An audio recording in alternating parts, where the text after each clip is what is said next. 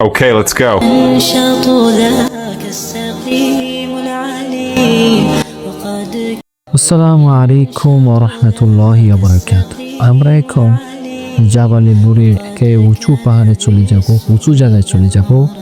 দেখব কোন জায়গাটায় আল্লাহ রাসূল সাল্লাল্লাহু আলাইহি ওয়াসাল্লাম অবস্থান করতেন, আর কোন জায়গাটার মধ্যে শবে কদর রাত্রি আল্লাহ তাআলা রাসূলুল্লাহ সাল্লাল্লাহু আলাইহি ওয়াসাল্লামের উপর সূরা আলাকে 5টি আয়াত নাযিল করেছেন।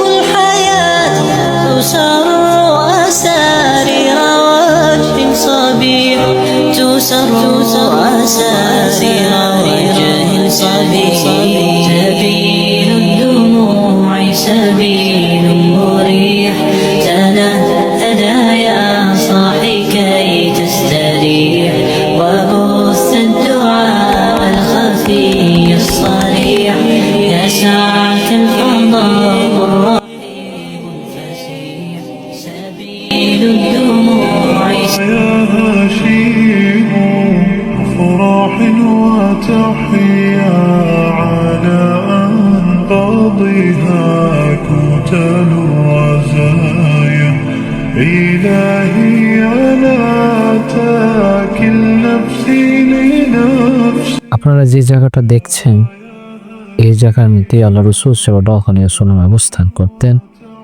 আর আম্মাজান হযরত খাদিজাতুল কুবরা রাদিয়াল্লাহু তাআলা আনহা এখানেই খাবার নিয়ে আসতেন। এখানে আল্লাহ রাসূল সাল্লাল্লাহু আলাইহি ওয়াসাল্লাম আল্লাহর দিনে মগ্ন থাকতেন। আর এই জায়গাতেই আল্লাহ তাআলা সূরা আলাকের 5টি আয়াত নাযিল করেছে। اقرأ باسم ربك الذي خلق خلق الإنسان من علق اقرأ وربك الأكرم الذي علم بالقلم علم الإنسان ما لم আসসালামু আলাইকুম ওয়া রাহমাতুল্লাহি ওয়া বারাকাতুহু। আমরা এখন জাবালে নূরের অনেক উপরে। আলহামদুলিল্লাহ, আল্লাহ তাআলা লাখ কোটি শুকরিয়া যে মহান আল্লাহ সুবহানাহু ওয়া তাআলা এত বরকতময় একটা পাহাড়ে, যেই পাহাড়ে আল্লাহ তাআলা এরকম সর্বপ্রথম কোরআন নাযিল করেছেন আল্লাহ রাসূল সাল্লাল্লাহু আলাইহি ওয়াসাল্লামের উপরে, সেই পাহাড়ে আসার মতো আল্লাহ তাআলা তৌফিক দান করেছেন। আলহামদুলিল্লাহ আলহামদুলিল্লাহ। আলাইকুম ওয়া রাহমাতুল্লাহ। আমরা এখন জাবালে নূরের একবারে উঁচু জায়গায় চলে গেছি। তারপর আল্লাহ রাসূল সাল্লাল্লাহু আলাইহি ওয়াসাল্লাম যে গুহায় অবস্থান করেছিলেন সেখানেও গিয়েছি। আলহামদুলিল্লাহ, আল্লাহ তাআলা শুকরিয়া। এখন আমরা এই পাহাড় থেকে নিচে চলে যাচ্ছি।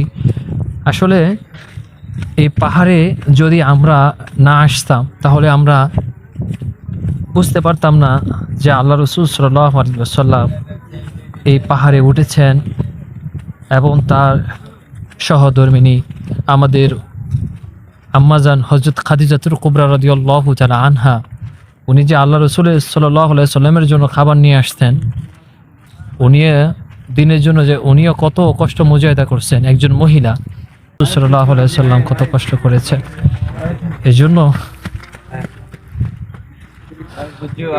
তাদের জন্য আল্লাহ তাআলা আল্লাহ রাসূল সাল্লাল্লাহু আলাইহি ওয়াসাল্লামের উপর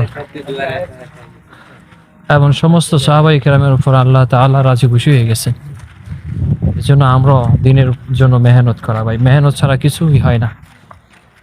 আমরা শুধু বলে দিলাম লা ইলাহা ইল্লাল্লাহ আর আমরা মেহনত করলাম না কালেমার উপর, এটা হবে না। কালেমা পড়তে হবে এবং ওই কালেমার উপর মেহনত করতে হবে। এজন্য এই পাহাড়ে উঠে দোয়া করেছি যে আল্লাহ সুবহানাহু ওয়া তাআলা যেন আমাদেরকে এরকম মেহনত করার মতো, দিনের তাবলীগ করার মতো যোগ্যতা আল্লাহ সুবহানাহু ওয়া তাআলা যেন আমাদেরকে দান করেন, সমস্ত উম্মতে মুহাম্মাদি ভাইদেরকে দান করেন, যেন আমরা একে নেক আমল করতে পারি এবং অন্যকেও নেক আমলের জন্য দাওয়াত দিতে পারি। আল্লাহুম্মা আমিন। এখন আমরা বাসার উদ্দেশ্যে রওনা দিব, চলে যাব বাসার দিকে। ইনশাআল্লাহ আবার আসবো। আজকে কাজ খুব তাড়াতাড়ি শেষ হয়ে গেছে।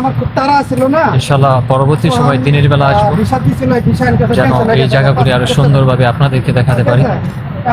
সবাই দোয়া করবেন। আসসালামু আলাইকুম ওয়া রাহমাতুল্লাহ।